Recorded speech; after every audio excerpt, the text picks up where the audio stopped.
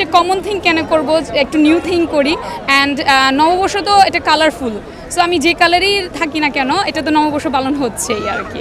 আমার full family নিয়ে আমরা পালন করতেছি অ্যান্ড এটা ভালো লাগতেছে, বিকজ বিগত অনেক বছর আমরা এইটা পালন করতে পারিনি। সো এটার জন্য আসছি, এরকম পরিবেশটা হবে আমি ভাবিনি, বাট 4 বছর পর যে এরকম পরিবেশটা হয়েছে ভালো লাগতেছে। নববর্ষের মেন হচ্ছে যে পান্তা ভাত, ইলিশ মাছ এটা খাওয়া, এগুলা খাওয়া থেকে মানুষ অনেক বঞ্চিত হয়ে গিয়েছে। এখন just fast food, western food যেগুলো আছে সেগুলোই খাচ্ছে। বাঙালি হচ্ছে মাছে ভাতে বাঙালি, সেটা পান্তা ভাত দিয়েই পয়লা বৈশাখের দিন উদযাপন করা হয়, হালখাতা খোলা হয়।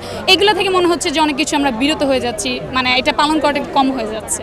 হ্যাঁ, বাংলা ভাষার রক্ষা এখন তো দেখা যাচ্ছে যে মানে রক্ষা তো যার যার নিজের প্রেক্ষাপটের উপর ডিপেন্ড করে। আমাদের হাতে পড়ে যারা আমরা বাঙালিরা আছি, বাংলা কথা বা বাঙালি কালচারগুলা মানে একটু ফলো আপ করা দরকার, বাট এখন অনেক কিছু থেকে পিছিয়ে যাচ্ছে।